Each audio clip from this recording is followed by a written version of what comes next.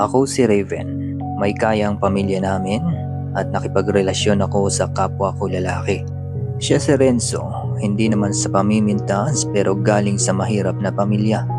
Si Renzo, siya ang taong napaka-independent dahil maagang namatay ang kanyang magulang, nagsikap siyang pinaaral niya ang sarili niya sa pamamagitan ng working student. Hindi ko rin alam na sa dami-dami ng babae at lalaki, ang gugustuhin ko ay sa kanya ako nahulog. Wala na talaga siguro akong magawa kung pag-ibig na ang nanaig dahil kahit sino kung pag-ibig na ang umiral ay siya ang mananalo. Hindi alam ni Raven na ayaw ng mga magulang niya si Renzo. Ang alam ni Raven ay okay ang lahat at walang problema ang pakikipagrelasyon niya kay Renzo. Alam naman ng magulang ni Raven na galing sa mahirap na pamilya si Renzo. Kaya ang nasa isip ng mga ito ay pera lang ang habol nila kay Raven. Nahihirapan na rin si Renzo sa sitwasyon niya dahil sa likod ng pagkukunwari niyang masaya, pagkarap nila si Raven ay mahirap ito para sa kanya. Hindi alam ni Raven na pinapahirapan pala si Renzo tuwing wala ito sa bahay nila.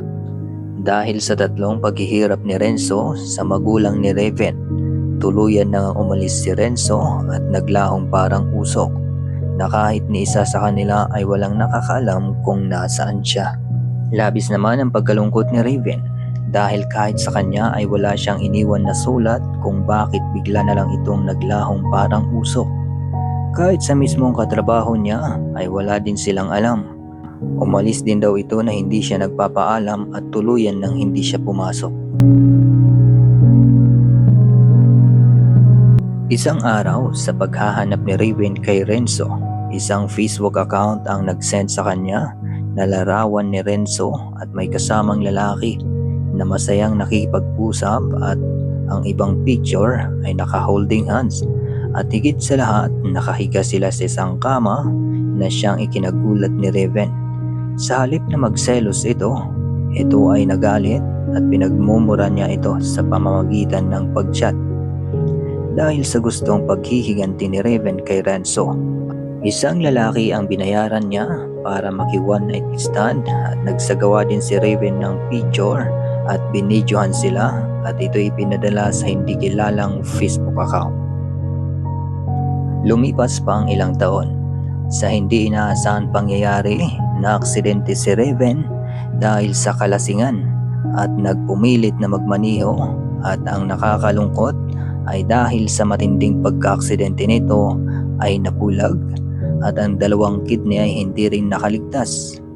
Agad na nag-utos ang mga magulang ni Raven na kailangan nila ang donor at magbabayad sila kahit na magkano upang mapadali ang pagkakahanap nila. Isinawalat nila ito sa radio at TV at sa wakas isang araw lang ang lumipas ay meron na silang nahanap. Agad naman nilang isinagawa ang operation at nangako naman ang mga magulang ni Raven na magbabayad sila ng tama sa donor. Nais man nilang magpasalamat sa donor pero nabigo sila dahil nasa emergency room at hindi rin pwede kausapin. Nakiusap na lang ang doktor na balitaan na lang nila kung ang donor ay pwede nang makausap. Tuluyan na nga umalis ang pamilya ni Raven sa hospital. Nagpapasalamat din sila dahil 3 araw na lang ay kaarawan ni Raven. Napasabi pa sila na ito ang maagang pa-birthday ng Panginoon sa kanya. Tuluyan na nga silang umuwi. Di bali naman daw at binigay nila ang tamang bayad sa donor at dinagdagan pa nila ito. Sa pagpapahinga ni Raven, nagulat ito dahil 3 taong lumipas, ang lumang account ni Renzo ay biglang nag-chat at sinabing gusto netong makipagkita. Napatawan na lang si Raven at sinabing walang balak makipagkita kahit kailan dahil labis din na nasaktan dahil sa pinadala sa kanya na mga litrato. Dahil sa kagustuhan niya na makaganti, si Raven ay pinagmumura neto si Renzo sa pamamagitan ng chat at hindi pa rin nakontento ay tinawagan niya ito sa pamamagitan ng video call. Naka-off cam ang camera ni Renzo. Kahit ganun pa man ay pinagmumura pa rin ni Raven si Renzo. Nilabas ni Raven ang galit at sama ng loob niya at saka ito pinatayan. Hindi man lang niya pinagbigyan si Renzo na makapagsalita at tuluyan netong binlak. Kaarawan na ni Raven. Nagsiuwian na rin ang mga bisita nila at may isa pang hiling si Raven sa mga magulang nito ay kung pwede ay puntahan ang donor at muling magpapasalamat. At sinabi pa ni Raven na ang pa-birthday nito ay kung ano ang hihilingin ng donor basta't kaya niyang ibigay. Kahit papaano naman ay may mabuting puso si Raven. Wala ngang pag-aalinlangan ay pumunta sila sa hospital para bisitahin ang donor nito. Pagdating nila sa hospital, hinanap nila ang donor pero sabi ng doktor na nakalabas na siya. 2 araw ang nakalipas. At ayaw ng pasyente na ipaalam sa kanila na nakalabas na. Pero nag-iwan ito ng isang kahon at pinamimigay sa kanila. Ang pasyente rin ay nag-iwan sa mga doktor ng address na pupuntahan nila kung sakaling gusto nilang bisitahin. Agad naman na pumunta ang mga pamilya ni Raven sa nasabing address para iabot ang pasasalamat nila. Nang nakarating na sila sa nasabing address, marami ang tao sa paligid. Balak sana nilang bumaba sa sasakyan. Pero sinabi ng magulang ni Raven na huwag na nila itong ituloy. Mukhang may namatayan sa nasabing lugar at mahihirapan lang itong maghanap. Kaya naisipan nilang ipabukas na lang nila ang pagbalik, pero maya-maya isang lalaki ang lumapit sa kanila at tinanong kung sila ba ang pamilya ni Raven. Agad naman na sumagot ng oo si Raven at may inabot na sulat. Dahil pagod din si Raven, sinabi nito sa bahay na lang nila ito babasahin at buksan ang maliit na kahon na pinamimigay sa kanila. Nakauwi na rin sila sa bahay. Agad naman na binuksan ng kahon at laking gulat nila dahil ang laman ng kahon ay ang pera na binayad nila sa donor na walang bawas kahit sentimo. Sinunod naman niya ang binuksan ang sulat na binigay sa kanya at ito ang nakasulat. Isang maligayang kaarawan, mahal kong Raven. Matanggap mo man o hindi ang sulat na ito ay walang anuman. Nais ko pa rin magpasalamat.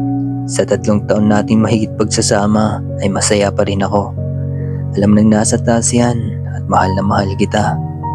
Pasensya na at bigla na lang akong naglaho na parang usok.